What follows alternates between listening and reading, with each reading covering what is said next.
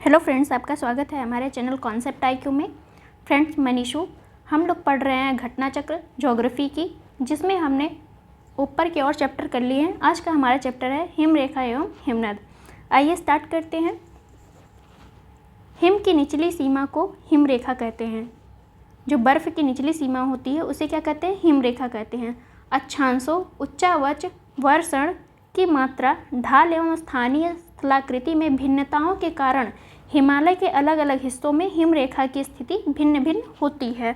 अक्षांश के कारण, उच्चावच ऊंचाई और नीचे धंसे होने के कारण, वर्षा की मात्रा के कारण, ढाल एवं स्थानीय स्थलाकृतियों में भिन्नता के कारण जो है हिमालय के जो है अलग अलग हिस्से में हिमरेखा की स्थिति अलग अलग है। परंतु औसत हिमरेखा की ऊंचाई महान हिमालय के उत्तरी भाग में 5500 से लेके 6000 मीटर और महान हिमालय के दक्षिण में जो ऊंचाई है वो है आपका 45 से लेकर 6000 मीटर पर पाई जाती है। तो ये आपकी ऊंचाई है हिमरेखा की। इस प्रकार पश्चिमी हिमालय में औसत हिमरेखा कितनी होगी? औसत हम कितना लेंगे हिमरेखा की ऊंचाई? तो 5800 मीटर, तथा पूर्वी हिमालय में हम कितना लेंगे? तो 4300 मीटर पर पाई जाती है। तो पश्चिमी हिमालय में हिमरेखा की ऊंचाई आपका 5800 मीटर पड़ेगी और जबकि पूर्वी हिमालय में आपका 4300 मीटर पर पड़ेगी। काराकोरम के बारे में देखते हैं। काराकोरम केंद्र शासित प्रदेश लद्दाख में आता है और अरुणाचल प्रदेश के मध्य, काराकोरम और अरुणाचल प्रदेश के मध्य हिमालय का लगभग 40,000 वर्ग किलोमीटर क्षेत्र हिमनदों या बर्फीले क्षेत्रों से ढका हुआ है।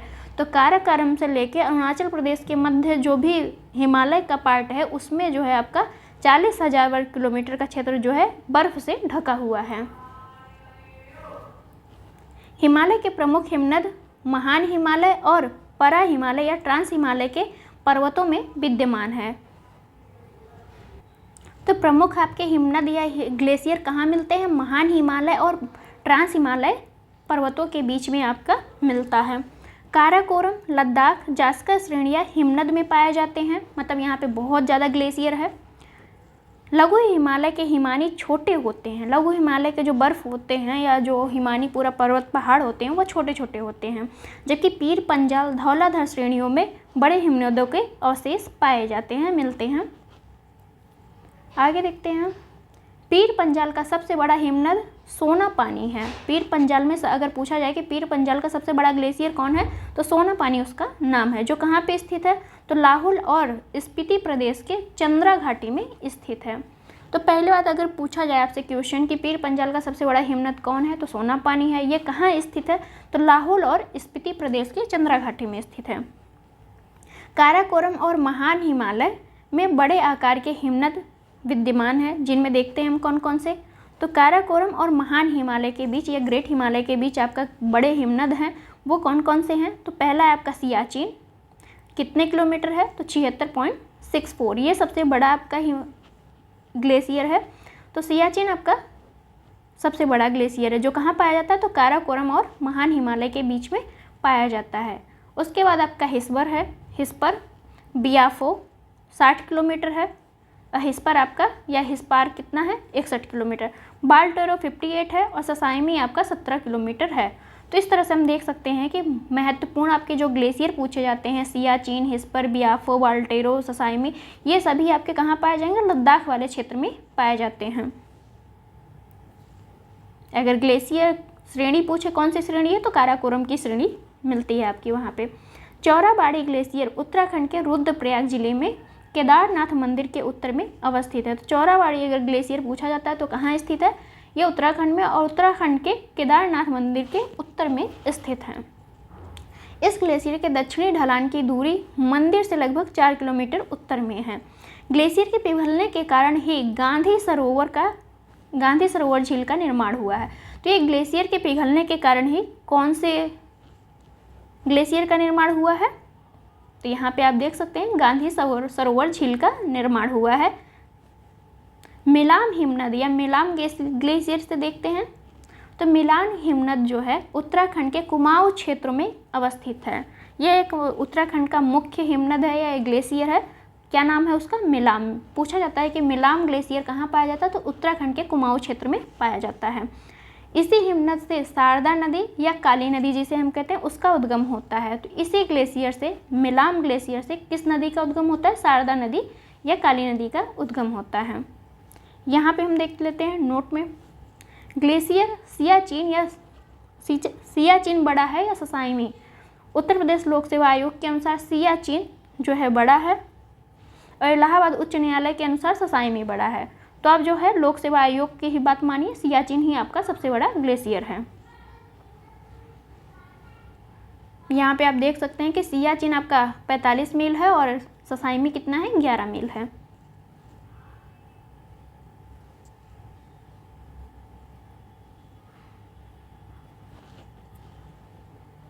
अब हम देखेंगे भारत में कौन कौन सा ग्लेशियर कहाँ पे पाया जा रहा है।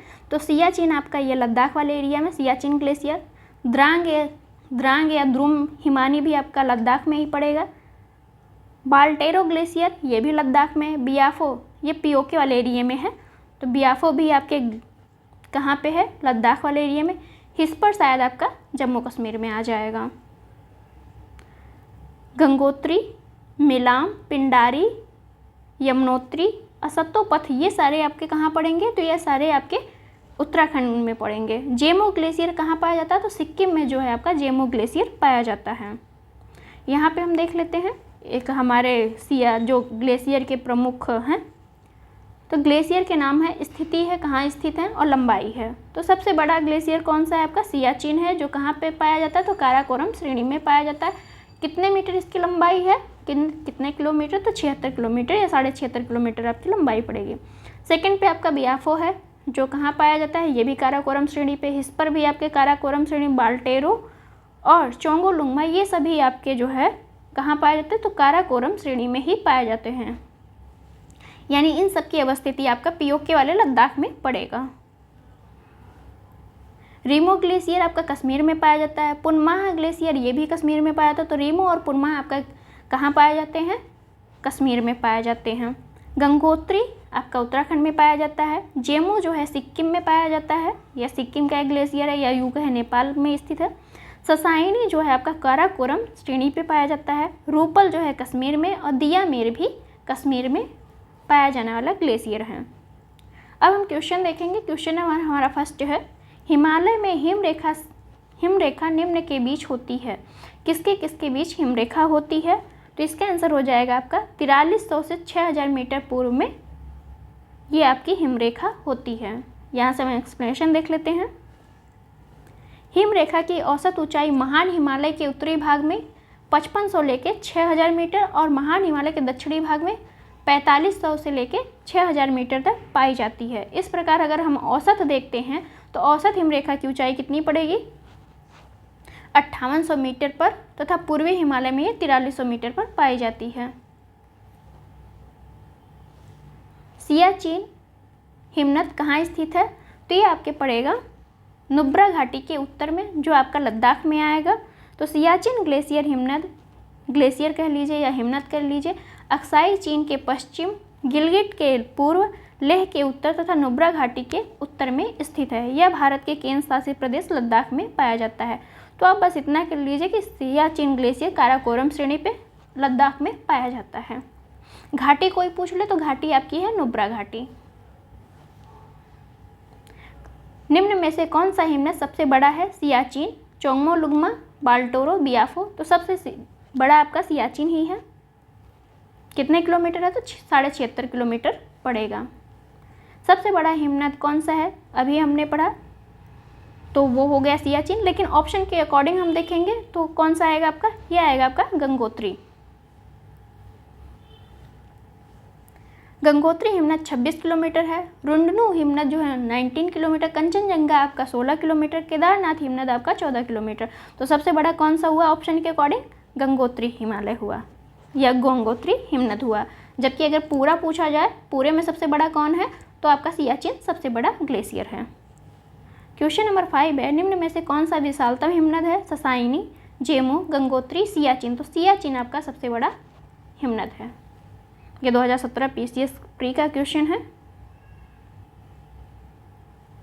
यहाँ पे हम देख लेते हैं किलोमीटर में लंबाई भी। तो ससाइनी की लंबाई कितनी है 17.85 या 17.5 के राउंड हम ले सकते हैं। ये कहाँ पे स्थित है, काराकोरम श्रेणी में स्थित है। सियाचिन भी आपकी काराकोरम श्रेणी में स्थित है, लेकिन इसकी लंबाई कितनी है 76.5 पॉइंट या 76.64 कर सकते हैं आप। एक ईजिली वे में याद रखने के लिए 76.5 कर सकते हैं। गंगोत्री आपका उत्तराखंड में है 26 किलोमीटर। जेमू आपका सिक्किम में है 25 किलोमीटर। चौराबाड़ी ग्लेशियर कहाँ स्थित है, तो चौराबाड़ी ग्लेशियर जो है आपका केदारनाथ मंदिर के उत्तर में स्थित है। चौराबाड़ी ग्लेशियर उत्तराखंड के रुद्रप्रयाग जिले में केदारनाथ मंदिर के उत्तर में अवस्थित है। हिमालय के हिमनदों के पिघलने की गति क्या है, सबसे कम है, सबसे अधिक है, विश्व के अन्य भागों के हिमनदों के समान है। हिमालय के हिमनदों के पिघलने के विषय में सूचना उपलब्ध नहीं है, तो इसका आंसर है बी, सबसे अधिक जो है हिमालय के पिघलने की जो दर है वो अधिक है। क्यों अधिक है देख लेते हैं। हिमालय के हिमनदों के पिघलने की गति सर्वाधिक है। गंगा नदी के उद्गम स्थल पर स्थित गंगोत्री ग्लेशियर तेजी से पिघल रहा है। इसी परिणाम स्वरूप इसका विस्तार कम होकर पिछले 50 वर्षों की तुलना में लगभग आधा हो गया है। इतनी तेजी से पिघल रहा है ग्लेशियर कि जो गंगोत्री ग्लेशियर है वो जहाँ तक 50 वर्षों में आधा पिघल गया है। निम्नलिखित हिमनदों में से कौन सा उत्तराखंड के कुमाऊं क्षेत्र में अवस्थित है, तो मेलांग ग्लेशियर जो है आपका कुमाऊं क्षेत्र में अवस्थित है उत्तराखंड के। यहीं से जो है आपका शारदा नदी निकलती है, या जिसे हम काली कहते हैं। अब हम इसको मिला लेते हैं, मिलान कर लेते हैं। एक तरफ हिमनद है, दूसरी तरफ नदी है। बंदरपूछ नदी कहाँ, मतलब बंदरपूछ हिमनद जो है वहाँ से कौन सी नदी निकलती है, तो वहाँ से आपकी यमुना नदी निकलती है। और बारासिगरी से आपका चेनाब नदी निकलती है। और सियाचिन से जो है नुब्रा नदी निकलती है। तो ये सारे बंदरपूछ जो हिमनद है वहाँ से यमुना निकलेगी, बारासिगरी से आपका चेनाब नदी निकलेगी, और सियाचिन से आपका नुब्रा नदी निकलती है। तो 1, 2, 4 जो है आपके सही सुमेलित हैं। और भी देख लेते हैं। बंदरपूछ से यमुना निकलती है, बारासिगरा से चेनाब, मिलाम से गौरी गंगा या गंगोत्री, सियाचिन से आपका नुब्रा नदी निकलती है, जेमू से आपके तिस्ता नदी निकलती है। तो इस तरह से आप याद कर सकते हैं कि ये हिमनद है जहाँ से नदियाँ निकलती हैं। क्वेश्चन नंबर 10 है, हिमनदों को उनकी लंबाई के घटते क्रम में सजाएं। तो ये जो ऑप्शन के अकॉर्डिंग हिमनद दिए हैं उसके बारे में हम देखेंगे। तो सबसे पहले आपका हिस्पर है, उसके बाद बियाफो है, फिर द्रांग दुंग है, सोना पानी है, और फिर बारासिगरी है। तो इस तरह से सी ऑप्शन आपका सही है। अब आप यहाँ से देख सकते हैं घटते क्रम में। अगला चैप्टर है हमारा पठार। पठार के बारे में हम देखते हैं। प्रायद्वीपीय भारत की चट्टानों की उत्पत्ति लगभग 3600 मिलियन वर्ष पूर्व हुई थी। तो प्रायद्वीप पठार के जो चट्टानों की उत्पत्ति है वो कब हुई थी, 3600 मिलियन पहले हुई थी। कार्बोनीफेरस युग के पहले यह गोंडवाना लैंड का एक भाग था। तो कार्बोनी युग से पहले जो था ये प्रायद्वीपीय भारत किसका भाग था, तो गोंडवाना लैंड का भाग था। कार्बोनीफेरस युग के दौरान दामोदर, सोन, महानदी, गोदावरी बेसिन में कोयले का निर्माण हुआ। तो कार्बोनीफेरस युग में ही आपका कोयले का निर्माण होता है, जिसमें आपके दामोदर बेसिन में, सोन बेसिन में, महानदी, गोदावरी, ये सभी बेसिन जो हैं आपके कोयले के लिए प्रसिद्ध हैं। जबकि क्रेटेशियस युग के दौरान अत्यधिक ज्वालामुखी उद्गार से दक्कन ट्रैप का निर्माण हुआ था। तो इसमें ये पूछा जा सकता है कि क्रेटेशियस युग में किसका निर्माण हुआ, तो आपका दक्कन ट्रैप का निर्माण हुआ। और प्रायद्वीपीय भारत का निर्माण कब हुआ था, गोंडवाना लैंड के टाइम पे हुआ था। या कार्बोनीफेरस युग हम कह सकते हैं। आगे देखते हैं। इसी काल में दक्कन के पठार पर बेसाल्ट निर्मित लावा शैलों का निर्माण हुआ। दक्कन ट्रैप का निर्माण जो है क्रेटेशियस काल के अंतिम चरण में प्रारंभ हुआ था। तो ये पूछा जा सकता है आपसे कि दक्कन ट्रैप का निर्माण कब हुआ। क्रेटेशियस ऑप्शन होगा तो अच्छी बात है, या तो ये दिया होगा क्रेटेशियस काल के अंतिम चरण में इसका निर्माण हुआ है। प्रायद्वीपीय पठार में चौड़ी, छिछली घाटियाँ एवं गोलाकार पहाड़ियाँ स्थित हैं। तो प्रायद्वीपीय पठार में आपका चौड़ी, छिछली घाटियाँ और गोलाकार पहाड़ियाँ पाई जाती हैं। चौड़ी और छिछली घाटियाँ पाई जाती हैं और गोलाकार पहाड़ियाँ पाई जाती हैं। इस पठार के दो मुख्य भाग हैं, मध्य उच्च भूमि तथा दक्कन का पठार। प्रायद्वीपीय भाग को दो भागों में बांट दिया जा रहा है, जिसमें आपका मध्य उच्च भूमि आ रहा है और दक्कन का पठार आ रहा है। नर्मदा नदी के उत्तर में स्थित मालवा के पठार के अधिकतर भागों को मध्य उच्च भूमि के नाम से जाना जाता है। तो नर्मदा नदी के ऊपर जो मालवा का पठार है वो किस भूमि में आता है? तो मध्य उच्च भूमि में आता है। मध्य उच्च भूमि जो है पश्चिम में चौड़ी तथा पूर्व में संकीर्ण हो गई है। पश्चिम में तो ये चौड़ी है लेकिन पूर्व में ये संकीर्ण हो गई है।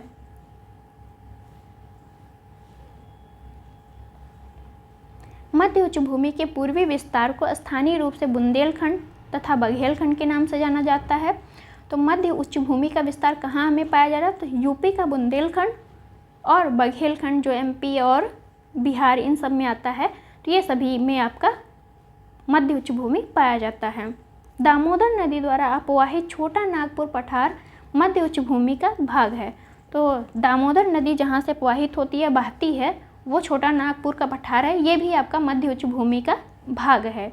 छोटा नागपुर पठार आपका किसके अंतर्गत आता है? तो मध्य उच्च भूमि के अंतर्गत आता है, जहाँ से दामोदर नदी निकलती है, मतलब होकर यहीं से बहती है।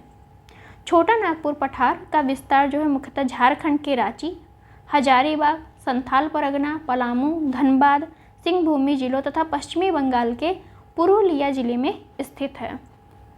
तो छोटा नागपुर पठार का जो विस्तार है कहाँ कहाँ है? तो ये झारखंड में है, हजारीबाग, संथाल परगना, पलामू, धनबाद, सिंहभूमि, पश्चिमी बंगाल के पुरुलिया जिले तक इसका विस्तार है। इस पठार में विभिन्न ऊंचाइयों के पठारों का क्रम मिलता है। मध्य पश्चिमी भाग पर पाट भूमि स्थित है। तो मध्य पश्चिमी भाग जो है वहाँ पे कौन सी भूमि स्थित है? पाट भूमि स्थित है, जिसकी अधिकतम ऊंचाई कितनी है? तो 1100 मीटर मिलती है। इस पठार के प्रत्येक दिशा में सोपान मिलते हैं। छोटा नागपुर पठार में ढाल की तीव्र स्कार्पों में छोटा नागपुर पठार में जो है ढाल तीव्र स्कार्पों के रूप में पाया जाता है, अतः यह अग्र गंभीर है। आगे देखते हैं हम। मध्य उच्च भूमि क्षेत्र में बहने वाली नदियां कौन कौन सी है? तो चंबल, सिंधु, बेतवा, केन दक्षिण पश्चिम से उत्तर पूर्व की तरफ बहती हैं। तो ये आपका दक्षिण पश्चिम एरिया है और उत्तर पूर्व में ये नदियाँ बहती हैं। कौन कौन सी? चंबल जो किसकी सहायक नदी है? तो ये आपकी यमुना की सहायक नदी है। सिंधु, बेतवा, केन ये सभी जो हैं दक्षिण पश्चिम से उत्तर पूर्व में बहती हैं। इस प्रकार ये नदियाँ इस क्षेत्र में ढाल को दर्शाती हैं कि ढाल हमारा कैसे है? दक्षिण पश्चिम से उत्तर पूर्व में है। मालवा का पठार लगभग 530 किलोमीटर लंबाई है इसकी और 390 किलोमीटर इसकी चौड़ाई है। मालवा का पठार का लंबाई 530 और लंबाई चौड़ाई 390 के साथ प्रायद्वीप के लगभग 15,000 वर्ग किलोमीटर क्षेत्र पर विस्तृत है। तो मालवा का पठार जो है, सॉरी यहाँ पे गलत हो गया, तो ये 1,50,000 वर्ग किलोमीटर क्षेत्र पर विस्तृत है। किसका पठार? मालवा का पठार। इसकी उत्तरी सीमा अरावली, तो मालवा का पठार की जो उत्तरी सीमा किससे लगती है? अरावली से लगती है और दक्षिणी सीमा आपकी किससे लगती है? तो विंध्य श्रेणी से लगती है और पूर्वी सीमा आपका बुंदेलखंड का पठार निर्धारित करती है। तो ये मान लीजिए मालवा का पठार है, इसके उत्तर में कौन सी है? अरावली की श्रेणियाँ हैं।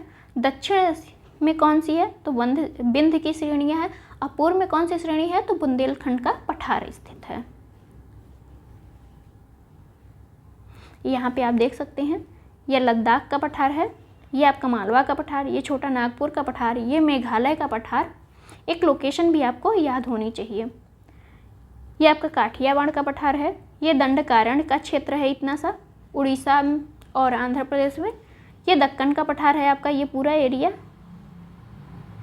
ये दक्कन का पठार है। इसमें कर्नाटक, तेलंगाना, महाराष्ट्र का पठार भी आता है, दक्कन पठार के अंतर्गत ही। तो एक लोकेशन आप याद रखिएगा। यहाँ पे देखते हैं, दक्कन का पठार एक त्रिभुजाकार भूभाग है। दक्कन का पठार कैसे है? तो त्रिभुज का आकार का है। यहाँ पे हम देख सकते हैं दक्कन का पठार कैसे है? त्रिभुज के आकार का है, जो नर्मदा नदी के दक्षिण में स्थित है। ये आपकी नर्मदा नदी बह रही है, यहाँ आपका दक्कन का पठार है। इसके उत्तर में चौड़े आधार पर सतपुड़ा की श्रृंखला है, जबकि महादेव, कैमूर तथा मैकाल श्रृंखला इसके पूर्वी विस्तार को प्रदर्शित करते हैं।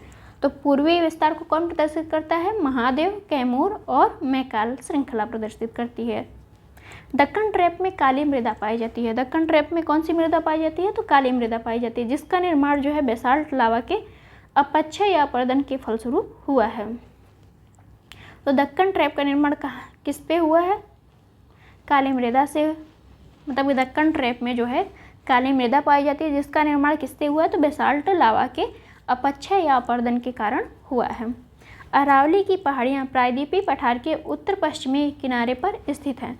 अरावली की पहाड़ियाँ कहाँ पे हैं? प्रायद्वीप पठार के उत्तर पश्चिम किनारे पे, ये वाले किनारे पे आपकी मिलती हैं। ये बहुत अधिक खंडित एवं अपर्दित पहाड़ियाँ हैं। ये बहुत ही अधिक जो हैं इसका खंडन मतलब टूट गई हैं और अपर्दन हो गया है, उसी को हम कह रहे हैं कि अरावली की पहाड़ियाँ बहुत ज़्यादा खंडित और अपर्दित हैं। प्रायद्वीपीय पठार का एक भाग उत्तर पूर्व में पाया जाता है। तो प्रायद्वीपीय भाग का जो है एक भाग कहाँ पाया जाता है? उत्तर पूर्व में। ये आपका उत्तर पूर्व में जो मेघालय का पठार है वो प्रायद्वीपीय पठार का ही विस्तार है। उत्तर पूर्व का मतलब वही हुआ।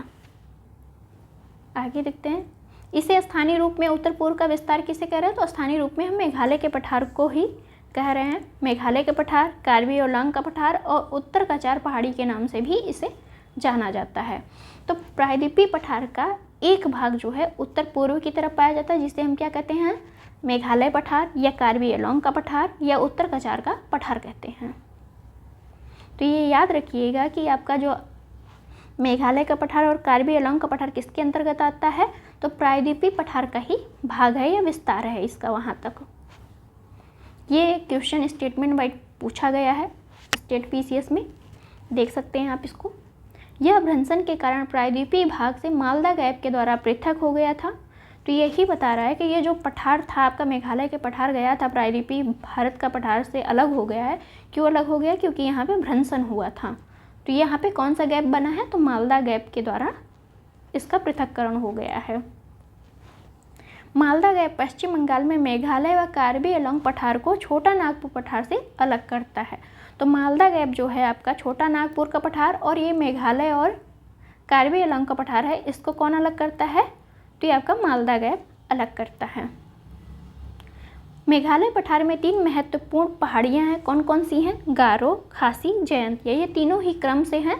पहले आपकी गारो आती है, फिर खासी, फिर जयंती आती है। भुवन पहाड़ियाँ मीजो हिल्स का भाग हैं। भुवन पहाड़ियाँ किसका भाग है? तो मीजो हिल्स का भाग है। दंडकारण्य का क्षेत्र मुख्यतः उड़ीसा, छत्तीसगढ़, आंध्र प्रदेश, तेलंगाना और महाराष्ट्र में विस्तृत है। तो दंडकारण्य का क्षेत्र कहाँ कहाँ विस्तृत है? उड़ीसा में, मेनली आपका उड़ीसा और आंध्रा में विस्तृत है, लेकिन अगर ऑप्शन रहे छत्तीसगढ़, तेलंगाना, महाराष्ट्र तो यहाँ भी इनका विस्तार है। क्वेश्चन नंबर हम फर्स्ट देखते हैं। भारत के दक्कन के पठार पर बेसाल्ट निर्मित लावा शैलों का निर्माण हुआ है। ये किस काल में हुआ है? क्रिटेशियस युग में, प्लेस्टोसीन युग में, कार्बोनिफेरस युग में, मायोसीन युग में। तो इसका आंसर है आपका ए, क्रिटेशियस युग में जो है बेसाल्ट निर्मित लावा शैलों का निर्माण हुआ है। कहाँ पे हुआ है? तो दक्कन के पठार में। एक्सप्लेनेशन देखते हैं। कार्बोनिफेरस युग के दौरान दामोदर, सोन, महानदी, गोदावरी बेसिन में कोयले का निर्माण हुआ, जबकि क्रिटेशियस युग के दौरान जो है अत्यधिक ज्वालामुखी उद्गार से दक्कन ट्रैप का निर्माण हुआ है। तो दक्कन ट्रैप का निर्माण किस काल में? क्रिटेशियस युग में। इसका निर्माण कैसे हुआ? तो बेसाल्ट निर्मित लावा शैलों से इसका निर्माण हुआ है। मेघालय का पठार भाग है, किसका भाग है? प्रायद्वीपीय पठार का भाग है या प्रायद्वीपीय खंड का भाग है? मेघालय का पठार प्रायद्वीपीय पठार का विस्तार है। यह भंसन के कारण प्रायद्वीपीय भाग से मालदा गैप द्वारा पृथक हो गया है। भारत के अतिरिक्त प्रायद्वीपीय पर्वत निर्मित हुए हैं कौन से काल में? तो सेनोजोइक महाकल्प में प्रायद्वीपीय पर्वत निर्मित हुए हैं। हिमालय तथा भारत के अतिरिक्त प्रायद्वीपीय पर्वतों का निर्माण सेनोजोइक महाकल्प में हुआ है। क्वेश्चन नंबर है 4। छोटा नागपुर पठार का सर्वाधिक घना वसा जिला धनबाद क्यों है? धनबाद ही में सबसे ज़्यादा बसे होने के कारण, मतलब लोगों के रहने का क्या कारण है वही पूछा जा रहा है। उपजाऊ मिट्टी, दामोदर से निकाली गई नहरों द्वारा सिंचाई की सुविधा, कोयला, लोहा, अभ्रक, तांबा इत्यादि का पाया जाना, खनन उद्योग का विकास तथा औद्योगिकरण। तो इसका आंसर है आपका सी, कि धनबाद में जो है खनन उद्योग का विकास हुआ है और औद्योगिकरण, यहाँ पे इंडस्ट्री का तेज़ी से विकास होने के कारण जो है धनबाद बहुत ज़्यादा घना बसा हुआ क्षेत्र है, मतलब लोग यहाँ ज़्यादा रहते हैं। धनबाद कोयला खनन और औद्योगिक संस्थान के लिए जाना जाता है। धनबाद में लाल मिट्टी व्यापक क्षेत्र में पाई जाती है जो कृषि के लिए उपयोगी नहीं है। कोयला, लोहा, अभ्रक, तांबा इत्यादि का पाया जाना जनसंख्या के संकेंद्रण का कारण नहीं है। छोटा नागपुर का पठार एक अग्रगंभीर पठार है।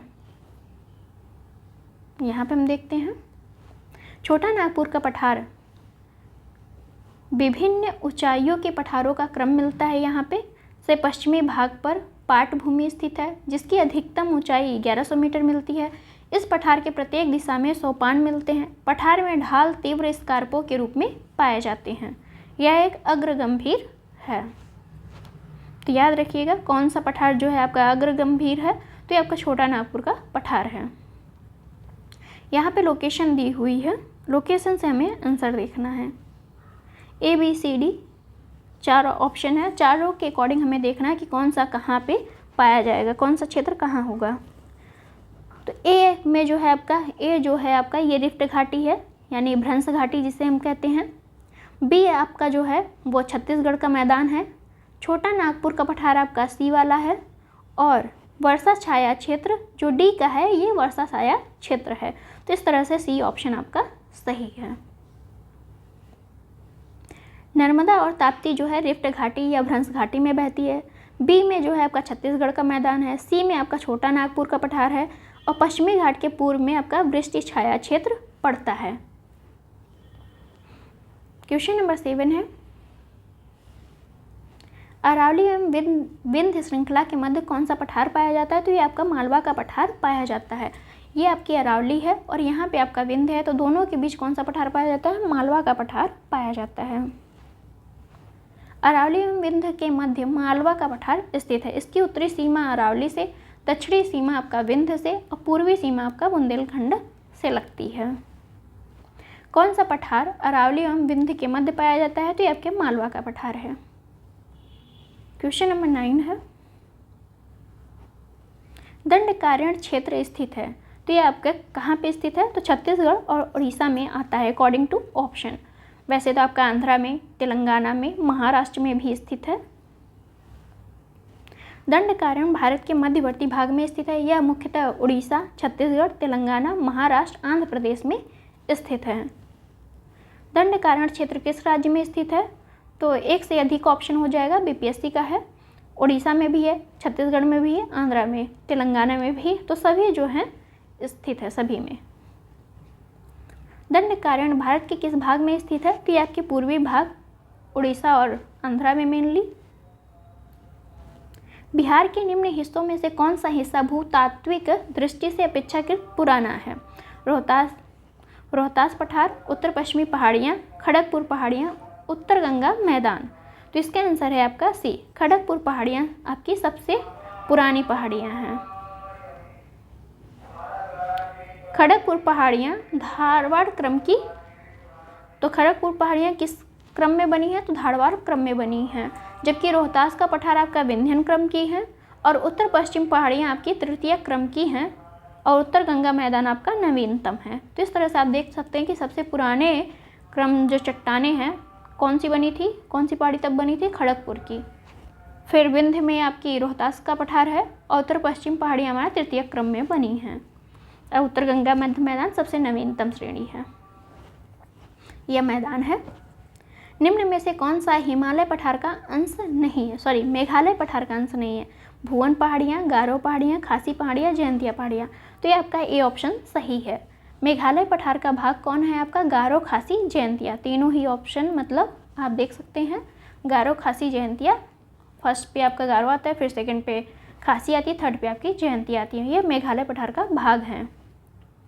भुवन पहाड़ियाँ आपका मीजो हिल्स का भाग है। मिजोरम हिल्स जो है वहाँ पे मीजो हिल्स जिसे हम कहते हैं उसका भाग है, जो पूर्वोत्तर हिमालय का अंग है, जबकि गारो खासी जयंतिया जो है पहाड़ी मेघालय पठार के भाग हैं। क्वेश्चन नंबर है 14। अलबामा हिल स्थित है। अलबामा हिल कहाँ स्थित है? तो ये बीजापुर अपलैंड के दक्षिण में स्थित है। यहाँ से एक्सप्लेनेशन भी वही दिया है कि अलबामा हिल आपकी बीजापुर अपलैंड के दक्षिण में स्थित है। नेक्स्ट चैप्टर है हमारा तटीय भाग। भारत की तटरेखा के बारे में हम अगले वीडियो में पढ़ेंगे। आपको वीडियो कैसी लगी जरूर कमेंट बॉक्स में बताएं। फ्रेंड्स, आप लोग जब रिव्यू नहीं देंगे तो कैसे हम समझेंगे कि आपको अच्छा लग रहा है या नहीं लग रहा है, कैसा चल रहा है वीडियो। प्लीज़ कमेंट बॉक्स में आंसर ज़रूर करें। Thank you for watching.